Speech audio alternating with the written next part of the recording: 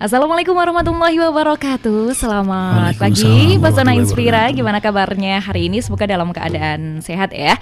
Ada yang spesial hari ini di sajian 92,1 FM Radio Pesona, stasiun informasi terbaikmu. Sebelumnya Faza mau menyapa dulu untuk yang udah bergabung ya. Ada dari Instagram @pesona_fm Wonosobo, ada juga dari @wonosobozone, dan spesial guest star kita hari ini dan udah bareng Faza nih. Teman-teman juga mungkin udah lihat ya di Instagram atau juga mungkin yang dengerin di radio. Faza kenali nih guest star kita yang spesial banget hari ini. Ada Mas Rian Mahendra. Selamat pagi Mas Rian. Waalaikumsalam. Selamat pagi Wonosobo. Selamat pagi Wonosobo. Dingin nggak Mas? Banget Mbak, saya pakai mantel. Saya biasanya kaos oblong kemana-mana, sekarang khusus ke Wonosobo ini saya sedia hoodie sih. Oke, ada yang spesial berarti ya di Wonosobo ya. Banget. Ya Mas Rian, sesuai tema hari ini ya, itu podcast kita adalah apa kabar Mas Rian. Jadi aku mau tanya dulu nih Mas Kabarnya Rian. baik, alhamdulillah. Baik ya. Kabar apa nih? Percintaan, pekerjaan, atau kabar apa nih? Semuanya deh. Alhamdulillah baik.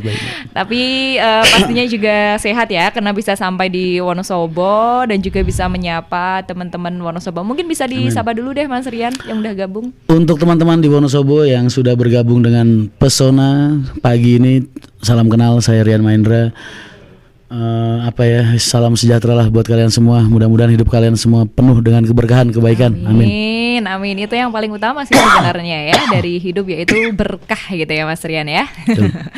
Ya, hari ini kita akan ngobrol banyak nih sama Mas Rian, dan pastinya teman-teman Pesona Inspira kalau misalkan mau tanya boleh banget langsung aja di WhatsApp, bisa di 0823 2383 9996, atau langsung aja di kolom komentar Instagram di @wonosobozone atau @pesona_fm Wonosobo, dan juga di Instagram Mas Rian Mahendra langsung ya.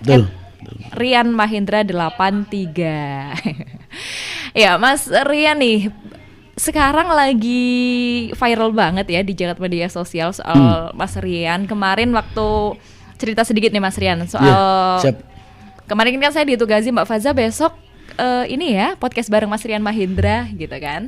Terus salah satu kru Pesona dia langsung bilang, wah Mas Rian Mahendra gitu. Saya langsung searching tuh siapa sih sebenarnya Mas Rian Mahendra. Berarti sebelumnya nggak gitu. pernah kenal sama saya? Karena mungkin kalau cewek kan nggak ini ya Mas, nggak paham dunia bis gitu ya. Jadi gitu. Mungkin kurang sedih gue ya. kurang paham dengan dunia elektro gitu.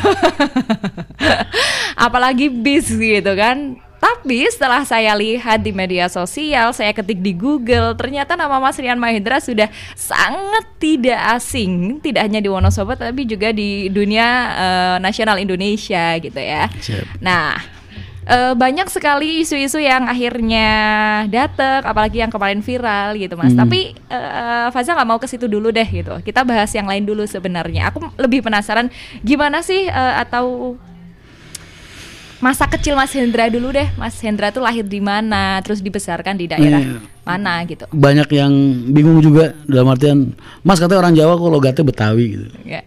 Saya ini beneran lahir di Kudus, Bu.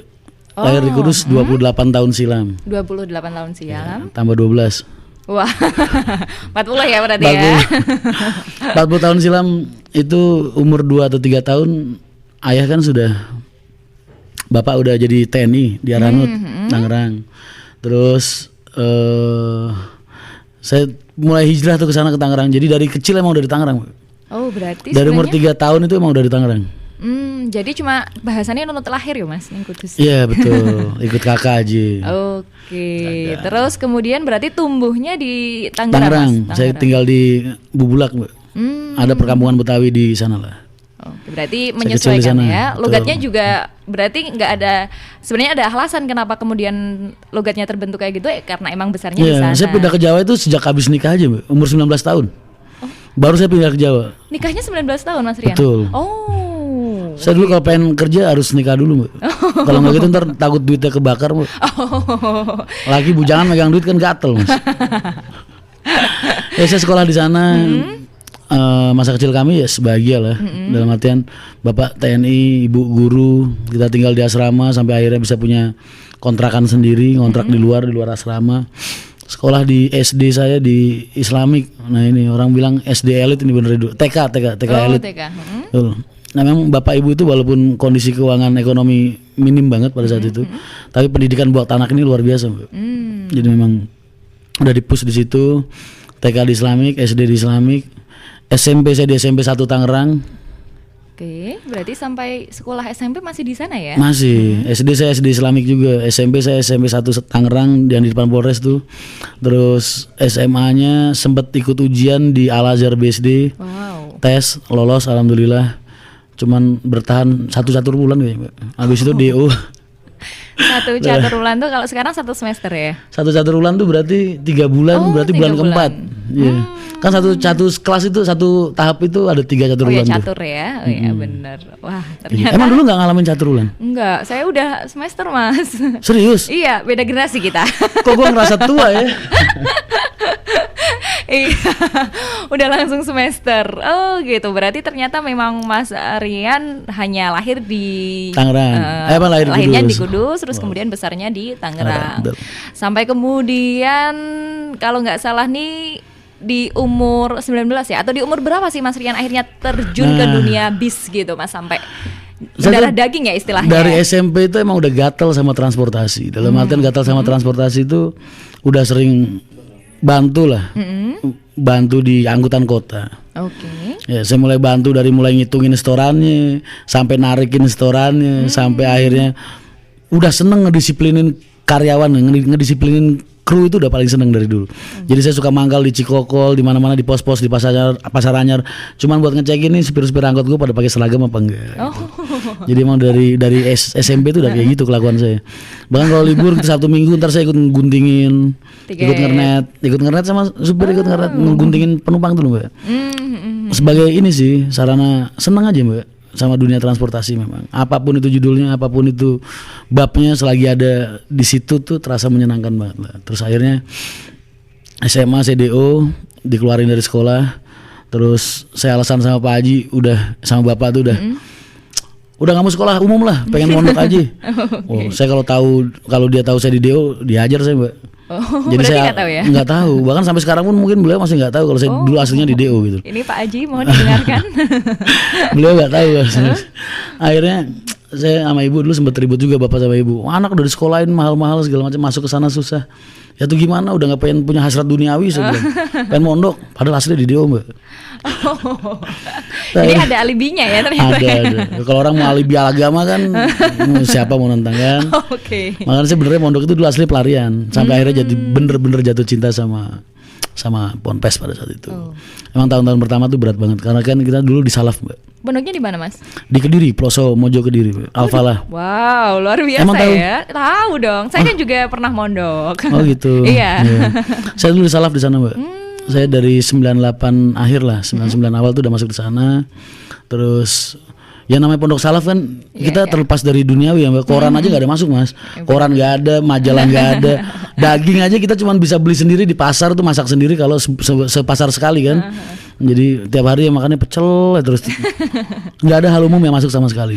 Bahkan berarti udah apa ya, kalau istilahnya di pondok itu kan juga identik sama ini ya Mas, tirakat gitu kan. Apakah dulu seorang Mas Rian Mahendra yang dengan posisi Pak Haji seperti itu, apakah juga mengenal tirakat atau ya hidupnya tetap harus Mbak. Oh gitu. Harus, karena itu kan gimana ya, emang polanya kayak gitu. Sekarang kalau sampean dulu di Salaf apa di modern? Saya modern sambil sekolah. Kalau sampean tahu di Salaf itu Mbak hidupnya dulu, saya 3:30 itu udah tarhim. Wow. Ya kan, udah bangun subuh. Habis subuh kita ngaji Quran. Ntar jam 7 udah madrasah. Wow. Ya kan, jam 7 madrasah, ntar sampai siang duhur, abis duhur ntar kita ada syawir siang Mbak. Itu sampai mau asar biasanya. Ntar abis asar ngaji Fathul Qorib. Nah, sampai mau maghrib. Abis maghrib ntar ngaji tafsir Jalalain. Oke. Sampai isya. Abis isya ntar sawir malam lagi Mbak. Oh gitu. Sampai jam 1, jam 12, jam 1. Abis itu waktu biasa kita pakai buat lalaran, hafalan aldoman lah. Entah itu nahu atau sorof atau mungkin fikih, kan banyak kitab-kitab lalaran, karena paginya tuh pasti tarikan. Jadi emang dari pondok itu tahun pertama emang beratnya minta ampun karena tidur sebisanya. Dilihat polanya kayak tadi kan berarti tidur sebisa itu. Nah itu jadi akhirnya pola tidur itu jadi kebentuk. Makanya saya tuh sampai sekarang tidur paling cuma satu hari tuh kalau di total cuma 3 jam 4 jam. Walaupun waktunya 10 menit, 15 menit, setengah jam. Paling kalau di total 1 hari itu ya segitu. Berarti di sela-sela gitu ya. Awalnya saya ragu nih, emang bener nih Mas Rian mondok. Tapi karena bisa menyebutkan kitab Tafsir Jalalain, ini Fathul Qorib gitu. Fathul Qorib itu udah pondok banget gitu ya. Pondok salaf ya Fathul Qorib, terus Tafsir Jalalain gitu. Kalau di Pelosok itu memang ini Mbak, penekanan kan di fikih, Iya, di fikih. bener-bener. Terus di Pelosok itu kan sistem pendidikannya beda sama pondok-pondok lain. Dalam artian materi di pondok lain itu 12 tahun, di Pelosok itu diajar dalam waktu 7 tahun, Mbak. Jadi ibtidanya 3 tahun, sanawi 4 tahun, itu dia udah selesai. Alfiyah kalau di pondok-pondok lain itu di umum 2 tahun, 3 tahun, di Pelosok itu 1 tahun Alfiyah. Makanya berat orang-orang mondok di Pelosok itu kalau otaknya apalannya udah bener-bener nggak kuat otaknya, dia nggak sanggup ikutin kalau di Pelosok itu. Wow, ini kejutan ya sebenarnya ya. Saya nggak nyangka kalau misalkan background pendidikannya tuh bahkan sampai mengenyam di dunia pesantren gitu. Sampai kemudian berapa tahun Mas mondok di Pelosok? Dari Pelosok terus 2002 itu akhir sebelum boyong saya sempat mengabdikan ngodam bahasanya ya, ngodam ngabdi sama Gus Faruk sama. Sempet Iya sempat. Saya jadi supir beliau waktu itu, ngalap berkah Mbak, ibaratnya biar kita nih hidup setelah mondok tuh berkah gitu. Terus akhirnya jatuh cinta sama wanita Mas, sama lah seperti dongeng-dongeng kalian. Terus akhirnya saya nikah terus gitu. Wow, ini ternyata hidup Mas Rian itu cukup menarik ya. Di sekolah yang bisa dibilang elit, dia memilih keluar. Akhirnya dia pindah ke pondok dan betah sampai beberapa tahun, 3 tahun ya? 5 tahun. Wow, bahkan 5 tahun dan akhirnya bertemu seseorang yang sangat luar biasa di sana. Nah ini nih kita masuk mulai ke mungkin yang ditunggu-tunggu sama pendengar hari ini nih Mas Rian, yaitu soal kemudian Mas Rian terjun ke dunia bis. Kalau tadi kan sudah dikatakan dari SMP, tapi kemudian berhenti ketika udah masuk pesantren gitu. Akhirnya gimana Mas setelah keluar dari sana sampai kemudian apa yang dilakukan Mas Rian setelah itu? Saya itu 2003 kan habis nikah kerja ngebantu bapak ya. Dulu waktu itu di angkutan kota, awalnya di Tangerang. Terus ketika bapak punya bis sendiri, saya dikirim ke Kudus sama beliau itu tahun 2003 pertengahan akhir lah. Jadi sama istri itu udah pisah ranjang, dalam arti pisah ranjang LDRan Mas, karena buat keluarga kan ini mantu pertama. Ya, benar. Jadi ibu saya almarhum itu sayangnya sama mantu, karena istri juga nggak lama setelah kita nikah cucu pertama juga. Udah gitu pas di WSG kembar. Wah udah tambah nggak boleh nemenin saya istri saya Mbak. Jadi akhirnya saya bertahun-tahun itu LDRan terus. Saya pulang ke Jakarta ke Tangerang tuh paling setahun 2 kali, setahun 3 kali gitu. Saya mulai kerja dari situ, pada saat itu gini sih, dulu tuh Pak Haji kan pengen ngangkat direktur operasionalnya Nusantara dulu ya, yang namanya Mbak Tari itu ada Mbak. Beliau cerdas banget memang di dunia transportasi pada saat itu. Pengen diajak ikut bapak, cuman beliau nggak mau atau nggak boleh, saya nggak tahu lah ya intinya. Sama perusahaan lamanya wajar lah Mbak, karena orang itu punya kualitas bener. Terus akhirnya udahlah Pak, biar ditanganin sama anak-anak aja sama kita gitu. Akhirnya saya mulai itu, namanya kalau di bis, kalau di timur sama di barat kan beda ya. Kalau di barat itu kan penumpang tinggal jaring nih, kayak bapak gitu di Pulau Gadung. Penumpang di Pulau Gadung ini kan kayak kolam ikan Mbak, jadi ikannya banyak, tinggal nyaring, tinggal masukin ke bis. Tapi kalau kayak dari timur itu kan enggak, penumpang kan dari per wilayah-wilayah, jadi sistem keagenan gitu. Gitu. Nah makanya jadi agak bingung mikir pada saat itu, ya gimana caranya jualan dari timur ya, kita gunain agen Pati dulu yang dibuka, Pati, Prodadi dan sekitarnya lah. Akhirnya saya mulai nih bikin, dulu pakai HT. Wah ini komunikasinya pakai apa ya sama agen-agen, karena kan pada saat itu belum ada HP Mbak. Iya benar. Ada juga mahal banget, perdana itu kalau nggak salah 500.000. Perdananya ya? Iya 300-500 ribu kalau nggak salah itu perdana dulu. HP jarang-jarang lah orang punya. Kita gunain pakai HT. Saya masih ingat banget orari saya dulu Y2 TKZ. Nah, Y2 TKZ itu. Nah itu saya pakai, terus kita bikin jaringan agenan, kita gunain sistem penggunaan HT sebagai media komunikasi. Terus nah nggak cukup sampai di situ, terus gimana cara kita nerapin mereka ya bis. Akhirnya saya gambar tuh Mbak, HVS tuh saya gambarin terus tiap pagi kan, saya gambar kayak persis bis kotak gitu. Terus dalamnya saya kasih gambar jok 2, 3 gitu. Denah kursi gitu denah ya. Kursi. Kalau sekarang kan udah pakai aplikasi. Nah, dulu saya gambarin tiap pagi Mbak pakai pegarisan. Boro-boro aplikasi Mbak. Ya kan, kita gambarin terus tiap pagi pengarisan, namanya bis cuma 2 kan, jalan 2 kita bisa lah tiap hari. Ntar ada agen minta, Mas minta kursi segini, kita kasih, kita tulis gitu tiap hari, pagi sampai sore di kantor. Ntar lebihannya kursi saya bawa ke terminal, saya jadi sore sampai malam itu di terminal, ngejualin sisa-sisa kursi. Ya berlanjutlah, berkembang terus seiring dengan teknologi zaman dan seiring dengan perkembangan perusahaan. Jadi akhirnya ya jadilah P.O. Haryanto yang terakhir saya temani. Berarti memang Mas Rian ini di lapangan ya, bukan di kantor. Kalau pada saat itu saya masih di kantor Mbak, masih di kantor tapi nyambi di operasional karena kan keterbatasan SDM, bis cuma 2. Jadi saya masih ngurusin administrasi, masih ngurusin storan, masih ngurusin operasionalnya juga, masih ngurusin krunya juga. Saya mulai pecah itu tahun 2008 atau 2009 tuh adik kan mulai gabung tuh yang kecil. Adik saya kandung. Nah itu saya jadi ngerasa free banget karena udah ada yang bertanggung jawab di bagian keuangan. Nah, makanya sejak saat itu tuh. Jadi titik bangkitnya P.O. Haryanto, titik berkembangnya banget itu sejak adik saya yang laki-laki itu berkembang, Pak. Saya jadi pada saat itu saya bisa ekspansi. Bapak kepengen kita punya Madura, Bapak kepengen kita punya wilayah di luar Kudus lah intinya. Kita bawa ke Madura. 2009, 2012 kita bawa ke Solo, 2014 kita bawa ke Wonogiri, dan teruslah sampai sekarang akhirnya ada di mana-mana. Kalau bicara soal itu ya, mungkin kita mundur sedikit Mas, soal sejak kapan sih sebenarnya Mas Rian itu kenal dengan bis dan dunia bis? Dari kecil Mbak, saya waktu SD aja udah kenal bis banget. Mbak, kecil saya ini kalau SD hari-hari libur saya di terminal Mbak, karena kan Pak Haji dulu ini pengurus Trisumber Urip bis. Pak Haji udah punya P.O. Haryanto pas itu? Enggak, pengurus agenan. PO-nya namanya Trisumber Urip. Trisumber Urip, terus Trisumber Urip ngakuisisi Arta Jaya, Arta Jaya ngakuisisi Madukismo terus ngakuisisi Sentrum. Itu Trisumber Urip semua. Yang punya Pak Paryono, Om Do sama Om Sang. Lasem, Rembang. Wow, sampai hafal ya historinya ya. Banget. Kan kita dari sana. Terus jadi kalau SD itu hari-hari libur saya ya. Makanya kalau sampai sekarang nih, kadang kalau kalian pernah lihat vlog saya di Terminal Pulau Gebang, karena kan rata-rata yang kerja di Pulau Gebang sekarang ini mereka pindahan orang-orang Pulau Gadung. Beberapa orang tua di sana tuh kalau saya ketemu saya cium tangannya Mbak, karena memang mereka ini dulu waktu saya kecil mereka yang ngangkat badan saya, terus ngudang, nemenin. Jadi saya masa-masa kecil saya ya ditemenin calo-calo terminal Mbak. Saya udah kumpul sama minuman keras, bukan minum ya.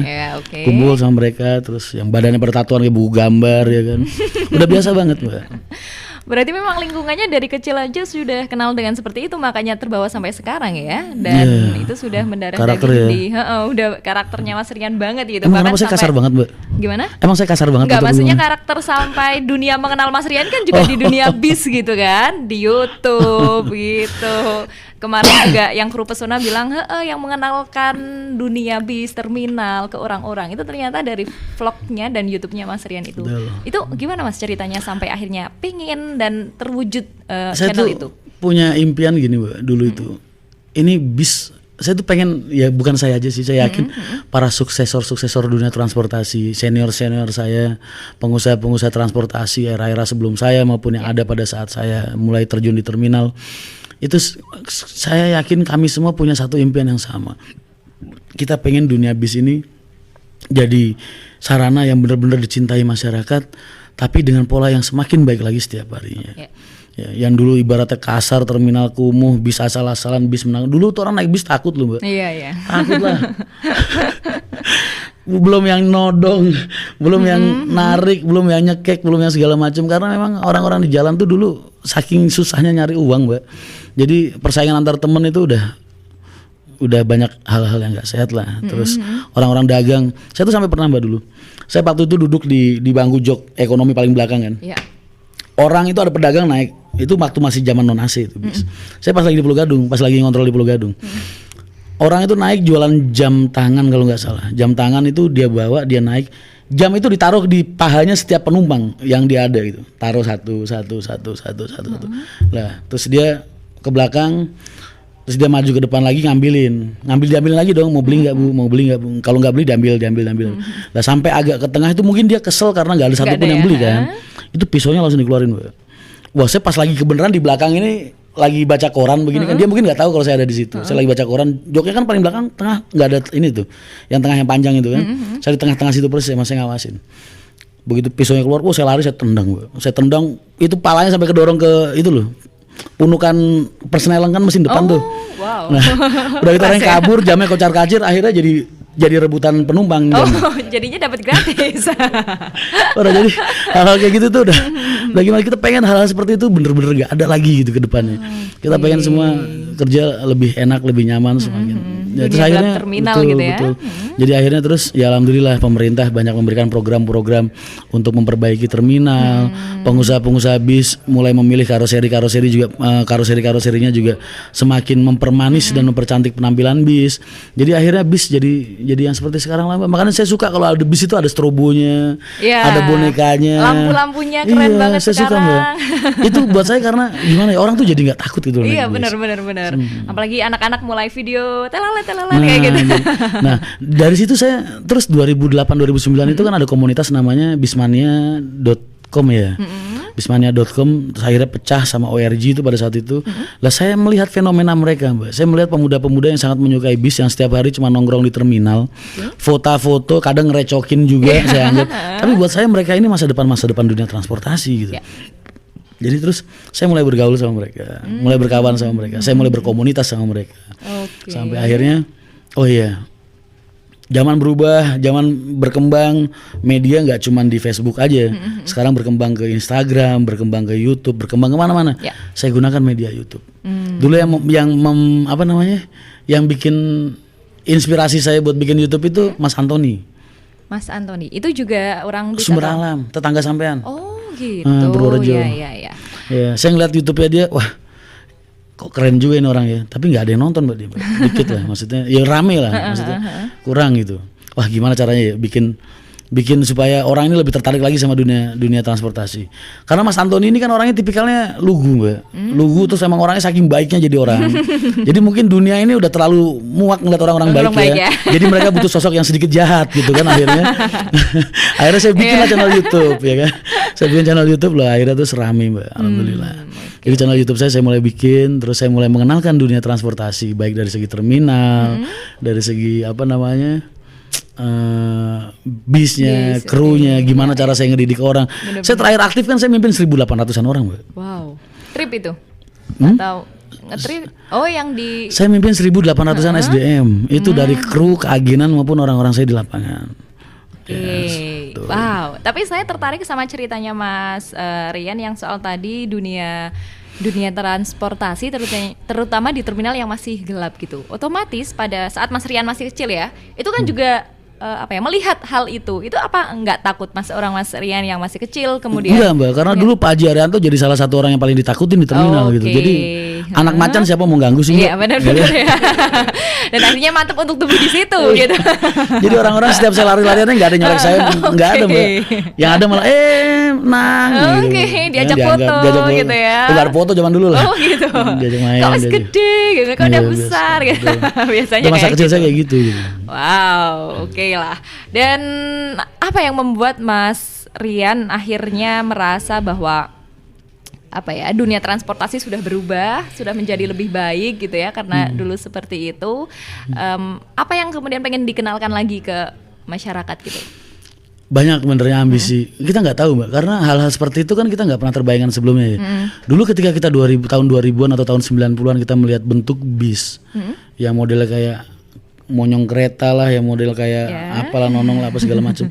Kita kan nggak pernah berpikir bahwa bis akan memiliki bentuk seperti sekarang, Mbak. Jadi benernya hal itu nanti akan dengan sendirinya ketika zaman berubah, inovasi berubah, kita akan menyadari kita sudah naik nih ke tahap yang lebih gitu. Jadi kita setiap hari itu cuma bisa berusaha aja. Yang bisa kita bentuk adalah SDM satu. Terus bagaimana cara membina market pasar kita semakin baik, semakin halus. Udah nggak ada tuh bahasa tarik-tarikan lagi, udah nggak ada tuh bahasa bekek-bekekan lagi, cekek-cekekan lagi, udah nggak ada. Itu nanti akan membentuk sebuah dunia transportasi yang pasti akan jauh lebih baik dari sebelumnya. Nah, kita nggak akan bisa ngebayangin, Mbak, bentuknya seperti apa karena belum terjadi. Tapi saya yakin itu pasti akan terjadi. Soalnya buktinya apa? Buktinya adalah dunia transportasi tahun 90-an, tahun 2000-an. Ya. semua berubah sampai ke titik sekarang. Benar. 2040 kita nggak akan tahu nih bis besok bentuknya kayak gimana. Mungkin udah nggak pakai solar lagi tapi pakai minyak tanah kan kita nggak ngerti juga ya kan. Atau terbang mungkin ya. Nah, mungkin juga kita nggak tahu Iya juga. bener Betul. banget. Tapi Mas Rian akhirnya dengan YouTube itu bisa mengenalkan ke masyarakat ya. Betul. Dan membuat dunia lingkungan terminal menjadi lebih sehat gitu. Tuh, sekaligus saya juga jadi bisa mengenalkan tentang PO Haryanto dan juga pemiliknya yang sangat luar biasa Bapak Haji Haryanto. Iya, terus belum sampai situ nih Mas. Saya pengen ngulik lagi soal YouTube-nya nih sebenarnya ya, yang Pengen tahu pendapatannya bagaimana? bukan dong. Kalau itu kalau pendapatannya nanti bagilah. Lebih ke ini Mas, gimana kemudian tanggapan dari lingkungan sekitar? Mas Rian akhirnya bisa apa ya? Ternyata mereka sadar bahwa membuat terminal lebih sehat itu penting gitu. Break dulu yuk. Oke, Saya udah mulai baiklah. Ya, dan Pesona Inspira seluruh pendengar dan juga yang bergabung di Wonosobo Zone atau juga Pesona FM Wonosobo, kita akan kembali lagi setelah iklan berikut ini. Tetaplah di 92,1 FM Radio Pesona, stasiun informasi terbaikmu. Ya, kita lanjut nih obrolan soal Mas Rian di dunia saya bilangnya perbisan apa sih Mas? Dunia persilatan aja Mbak. Dan pastinya juga untuk Bismania nih banyak banget pasti yang nonton ya. Ada banyak banget yang penasaran dengan kehidupan Mas Rian. Kita masuk ke segmen yang paling inti sih sebenarnya ini Mas, yang ditunggu-tunggu. Apa nih? Kalau tadi kan cuma bridging gitu ya. Kalau sekarang Tadi bersambungnya pas ngapain sih kita? tadi pas ngobrol soal channel YouTube. Oh, Channel YouTube akhirnya viral dan lain sebagainya. Nah, ini Mas Rian kemarin sempat viral banget ya di media sosial gara-gara kejadian yang saya nggak tahu ini buat Mas Rian itu menyedihkan atau justru menurut Mas Rian ini adalah tantangan baru gitu ya. Soal akhirnya Mas Rian mendapatkan kejutan, kalau saya bilang kejutan gitu ya, diberhentikan dari PO Haryanto, di mana itu adalah Bapak Mas Rian sendiri, Bapak Haji gitu. Saya yang penasaran gimana reaksi Mas Rian pertama kali ketika mendengar itu Mas? Terkejut Bu. Terkejut ya? Terkejut karena masalah itu belum disidangkan. Tapi surat pemecatan itu udah beredar dari pengusaha Aceh sampai Bali itu udah beredar semua. Oke. Jadi kalau terkejutnya hanya karena itu aja. Ini masalah apa sih? Kok sampai kayak gini? Oke. Gak worth it banget lah buat saya. Cuman itu aja. Kalau kesel sakit hati enggak lah. Tapi akhirnya menerima ya Mas? Oh harus. Kan kita sejak awal sudah mendedikasikan diri kita sebagai karyawan. Oke. Mungkin teman-teman bisa ngejawab lah. Belum pernah ada satu kata pun terlontar dari mulut Rian Mahendra selama dia di lapangan. Saya ngaku anaknya Haji Haryanto atau saya pemimpin perusahaan atau saya pemilik perusahaan, nggak pernah. Saya kalau tanyain orang, saya kerja di Haryanto, simple. Saya orang operasionalnya Haryanto, saya orang lapangannya Haryanto, saya calonya PO Haryanto. Itu aja keluar dari mulut saya. Nggak pernah, karena memang dari awal kita udah menganggap kalau diri kita karyawan. Tapi akhirnya kenal ya mereka ya? Akhirnya kenal gitu. Kenal lah. Yang hak kan pasti hak, yang batil. Nah, ini Mas Rian, apa yang Mas Rian dapatkan selama 19 tahun ya di PO Pengalaman, Haryanto? ilmu jelas lah. Jaringan, ilmu. Makanya saya bilang, saya ini memang ijazah nggak ada, ijazah terakhir SMP. Tapi saya kapital nggak ada, saya modal nggak ada, tapi saya punya jaringan keagenan, saya punya jaringan market, jaringan operasional dan aset-aset saya di lapangan yang udah saya bentuk selama 19 tahun. Dan itu buat saya modal yang sangat besar sekali. Karena rata-rata pengusaha punya modal bisa beli bis, nggak punya penumpang, nggak punya aset kayak saya gitu. Ya. Tapi orang-orang kayak saya biasanya punya aset tapi nggak punya modal buat beli bis. Ya. Mungkin Mbak mau bisnis bis? Oh, ada mungkin bis tayo mainan kali ya. Iya, 19 tahun bekerja bersama PO Haryanto gitu sampai kemudian kemarin mendapatkan surat pemberhentian gitu Mas. Apa sih 19 tahun yang paling membuat Mas Rian itu jadi pegangan gitu? Kemampuan dan ketahanan serta kekuatan saya untuk hidup, Mbak. Karena saya menemani rekan-rekan kerja itu dari bener-bener mereka yang hidupnya seperti apa jadi seperti apa gitu. Mbak, orang-orang kayak kita ini kan yang kecil di jalan, gede di jalan, tua di jalan. Kita SDM-nya nggak pinter-pinter amat kayak kalian inilah. Sekolah sampai tinggi-tinggi. Kru, driver, agen, mereka rata-rata memang hidup di tengah-tengah lingkungan yang begitulah, di terminal, di jalan. Lah, saya tuh pengen, Mbak, dalam artian pengen ngumpulin. Jadi dulu ini Haryanto konsepnya supir-supir yang masuk ke Haryanto ini rata-rata supir-supir pecatan semua. Oh gitu. Supir-supir pecatan. Karena emang perusahaan kecil, nggak punya kredibilitas, belum punya nama, karyawan seperti apa sih yang bisa kita dapat?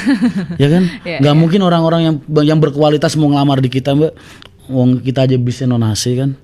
Akhirnya kalau nggak kita ngebeli orang seutang-utangnya, akhirnya yang datang ya orang-orang pecatan dari PO A, PO B, PO C, mereka ini orang-orang berantakan semua ibaratnya. Jadi tantangan buat saya adalah saya pengen mereka itu bisa hidup semakin baik, terus akhirnya bisa menghidupi keluarganya dengan jauh lebih baik dengan cara yang baik. Jadi membinanya memang sulit, Mbak. Membinanya memang sulit banget. Makanya rekan-rekan itu kumpul sama saya nggak untuk setahun 2 tahun, Mbak. Dia ngelamar ke saya hari ini, saya masih pengen lihat dia 5 tahun lagi, 10 tahun lagi, 15 tahun lagi, atau selama perusahaan berdiri. Karena saya pengen jadi saksi sejarah buat mereka bahwasanya oh mereka ini dulu seperti apa, sekarang seperti apa. Seninya di situ sih. Itu yang paling mengasihkan buat saya di dunia transportasi. Tapi ini sedih gak sih Mas? Maksudnya akhirnya karena kebiasaan 19 tahun bareng sama teman-teman Haryanto, PO Haryanto, tapi akhirnya harus terpisah kapal gitu. Ada kesedihan di situ gitu gak? Mbak, rasa persaudaraan kita kan gak disatukan dengan seragam, Mbak. Oh iya, benar-benar. Gak disatukan dengan seragam. Seragam hanya menyatukan kita dalam hal pekerjaan, nggak dalam hal hubungan persaudaraan. Saya masih kumpul sama teman-teman saya. Masih ngopi bareng, masih main bareng. Masih nggak ada yang berubah lah dalam hal itu. Yang saya penasaran juga nih Mas Rian itu kan dididik yang tidak terlepas dari pendidikan Pak Haji ya, Pak Haryanto gitu.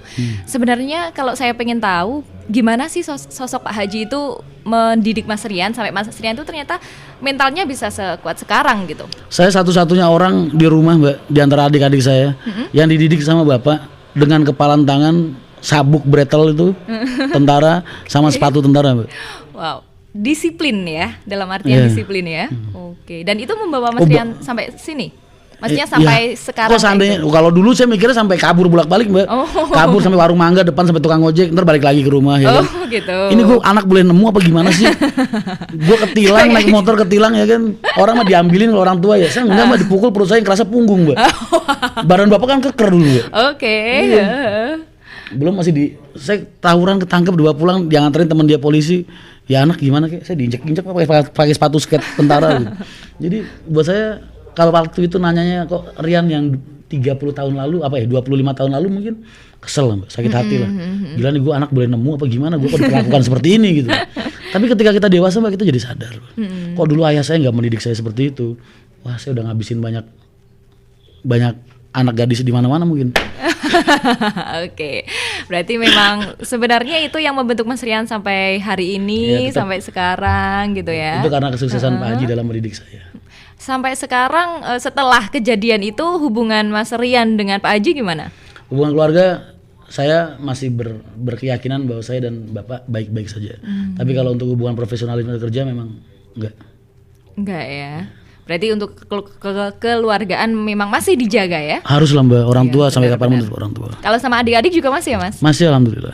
Adik-adik saya masih menyayangi saya dengan baik. Masih menjaga keluarga saya dengan baik. Masih. Wow. Terus kemudian ketika waktu tragedi itu, bagaimana tanggapan istri Mas yang paling dekat, kan otomatis istri Mas ya, istri Mas Rian Mahendra. Apa yang kemudian disampaikan sama Mbak Alina? Alin tuh orang, saya ini nikah sama Alin 27 Februari besok ini pernikahan yang ke-20 tahun. Wow. Saya nikah udah 20 tahun loh, Mbak. Jangan digodain saya, Mbak, ya. Biar saya aja yang godain. Aduh.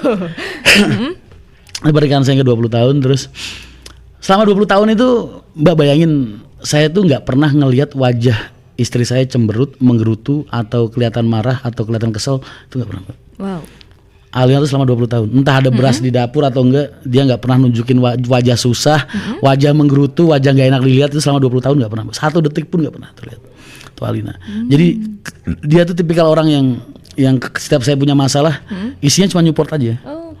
Paling saya tinggal meluk dia terus sambil bilang, "Dek, sabar ya," gitu. Kayak di film-film India lah. Waduh, romantis banget ya ini. Saya orang romantis, Mbak. Wih. Banget.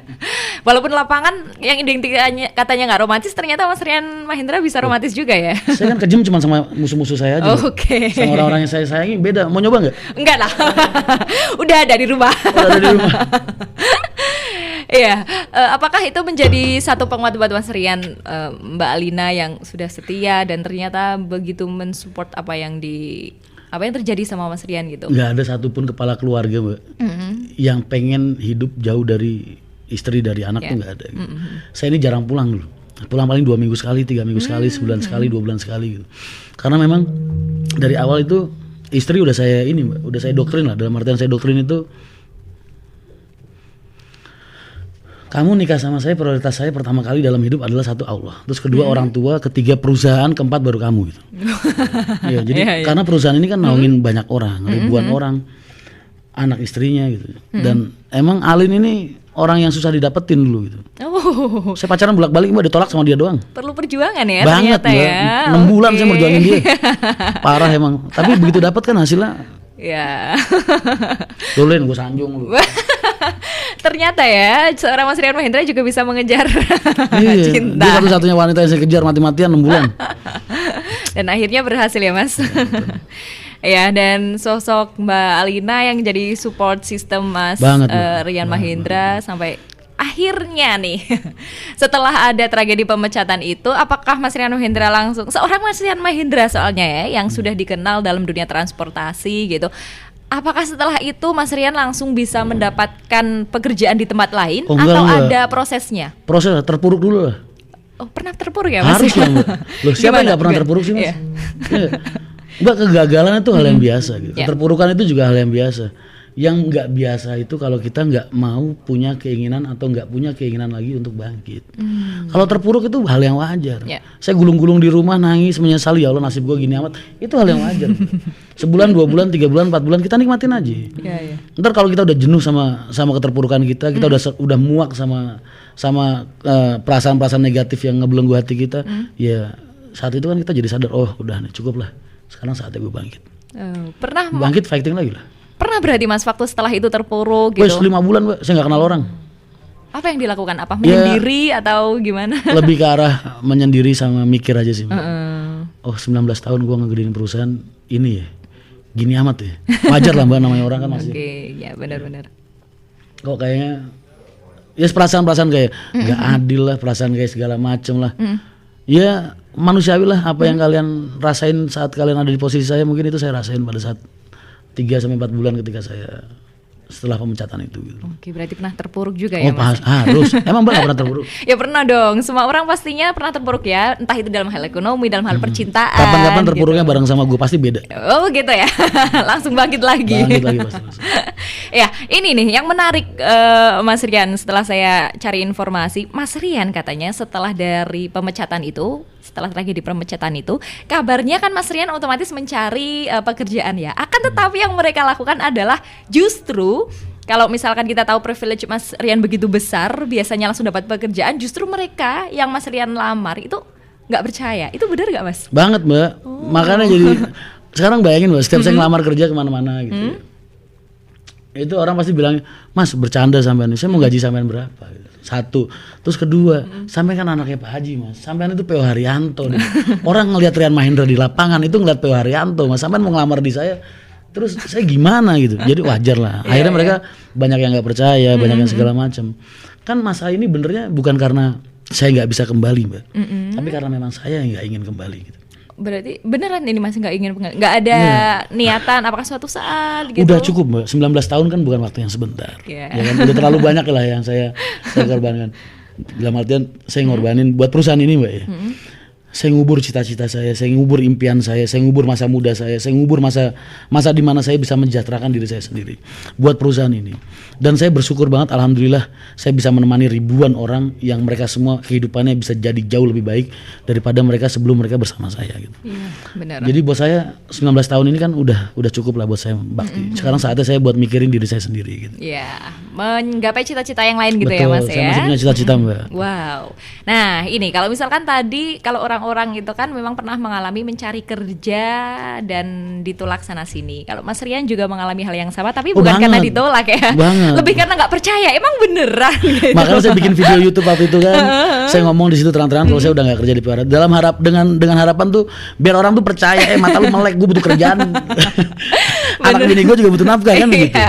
Beneran dalam artian seorang Mas Rian Mahendra tuh cari kerja gitu ya. Betul, pada nggak percaya mau dikira bercanda. Parah emang orang-orang itu. Mungkin dikiranya wah ini kompetitor nih itu mungkin. Oke, tapi akhirnya ke mana sekarang Mas Rian Mahendra berlabuh? Ya berlabuh tetap lah Mbak. Saya masih pengen ada di bidang industri transportasi. Sekarang lagi nyerempet-nyerempet di pariwisatanya. Saya bikin sebuah manajemen baru bersama Nomadic dengan pola kerja baru, tata cara kerja baru, ya kan. Saya pengen bermanfaat atau memanfaatkan diri saya untuk apa namanya? Untuk orang banyak lah. Saya ngeliat kan teman-teman nih kalau kita lagi nge-live gini suka banyak, Mas nganggur, Mas minta peluang kerja, Mas minta kerjaan, Mas minta apa. Gimana caranya supaya saya bisa membuka lowongan kerja secara masif. Ya kan? Akhirnya saya kan punya bidang di calo nih, ya kan? Saya tahu banget dunia percaloan gitu. Saya tahu gimana caranya ngomong, saya tahu caranya. Saya Nomadic terus akhirnya saya konsep baru, Mas mulai sekarang kita nggak usah jualan, aku bilang. Nomadic dilarang berjualan trip. Kita hanya menyediakan jasa tripnya gitu loh. Jadi yang berjualan nanti yang berhubungan langsung dengan konsumen adalah mitra-mitra, saya bilang. Jadi kita sebar nih mitra-mitra kita, kayak saya nyebar keagenan di wilayah-wilayah saya gitu. Nah nanti di setiap kota misalnya ada satu mitra yang bertanggung jawab di situ. Nah mitra ini kan datang rezeki nggak harus dari instansi aja, nggak harus dari orang yang langsung datang ke situ. Akan menimbulkan peluang di mana orang-orang itu bisa mencarikan penumpang. Contoh nih, sampean jadi mitra, Masnya tinggal di sebelah mbaknya, terus nganggur beneran, maaf ya Mas, contoh ini. Sama nganggur, terus tiba-tiba wah ini peluang nih dari Nomadic nih, dari Mas Rian nih.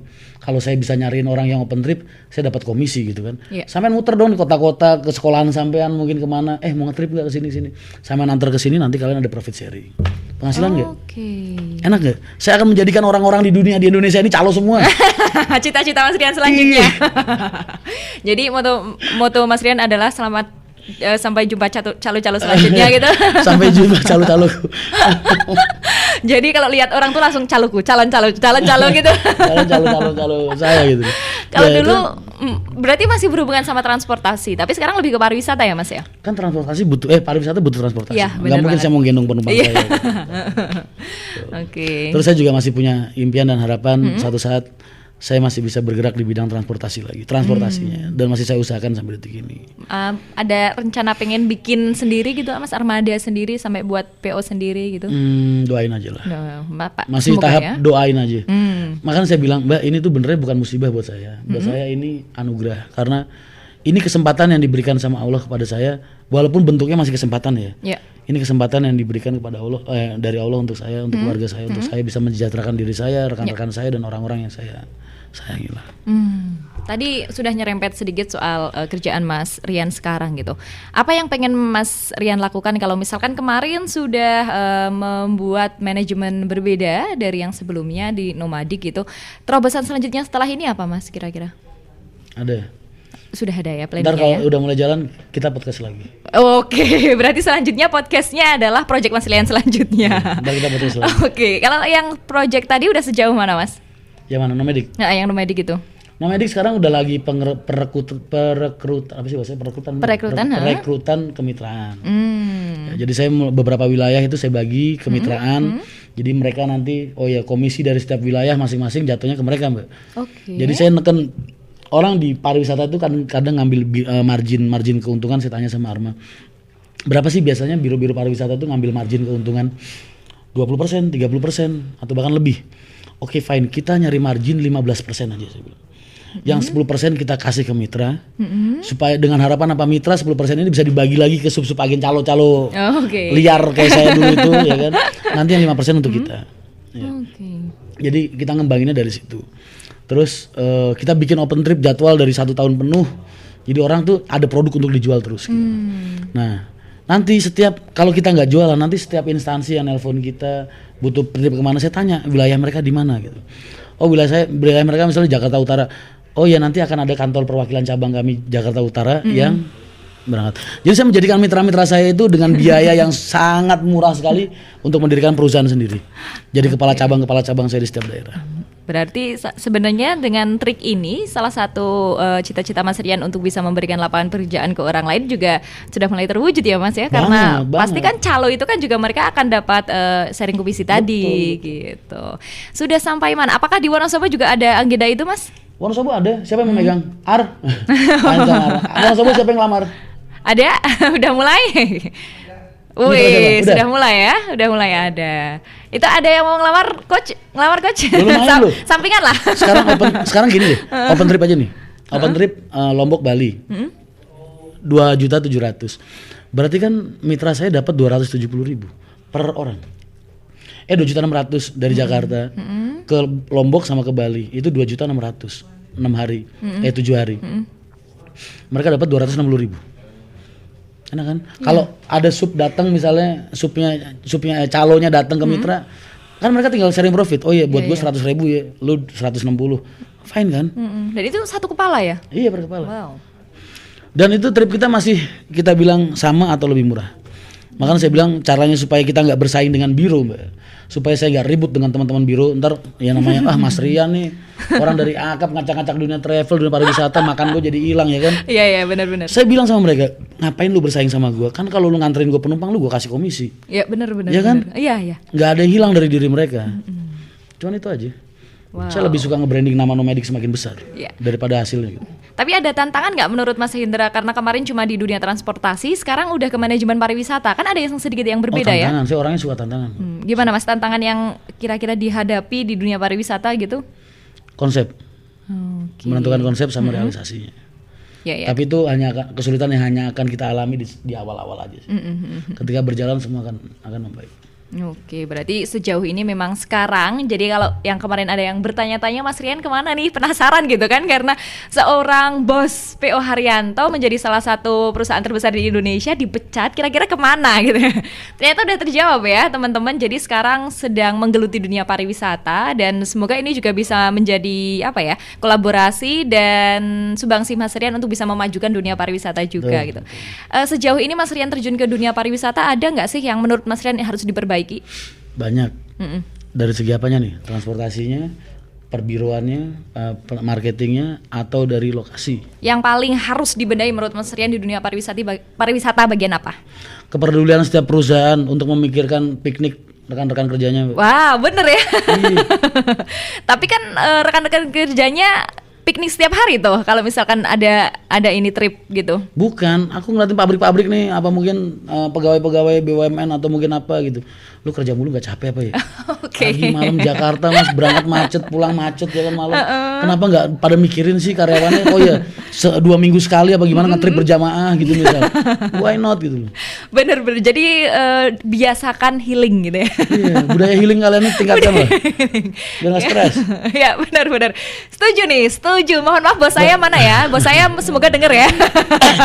Bos saya semoga denger. Kalau ngedoktrin anak-anak rekan-rekan kerja saya yang di staff ya, yang di kantor. Lu kalau pergi kerja jangan diniatin kerja, gue bilang. Niatin main aja. Oke. Karena tapi kan kita juga harus bisa konsekuensi, dalam artian kita harus komitmen ya, dalam artian jangan pernah memberikan mereka tekanan. Iya, benar. Saya lebih suka nemenin anak-anak kerja Mas daripada neken mereka supaya kerja gitu.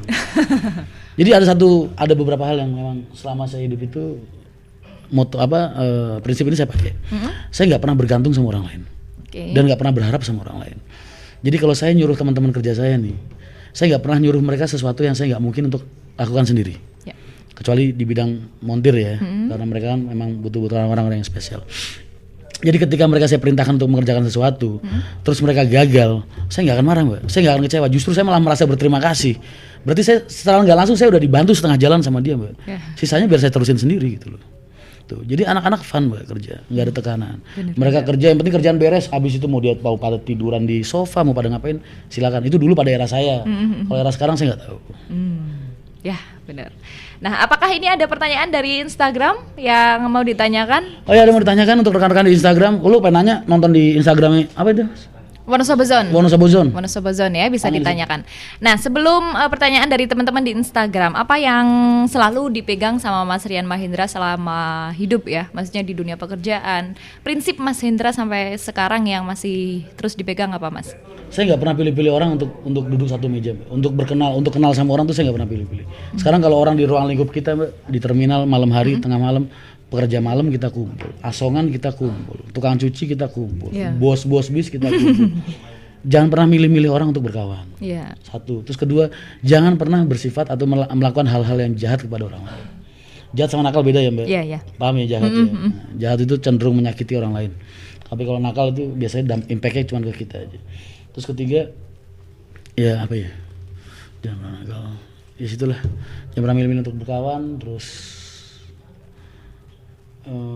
begini nih Mbak, saya kalau nggak ngerokok begini Bu. Kurang ngalir. Tapi apa namanya? Ya pokoknya gitulah. Jadi saya nggak pernah milih-milih untuk orang berkawan. Terus kedua, ya, kita akan kembali lagi setelah ini ya. Kita perlu recharge seperti recharge beberapa saat dan kita akan kembali setelah jeda iklan berikut ini.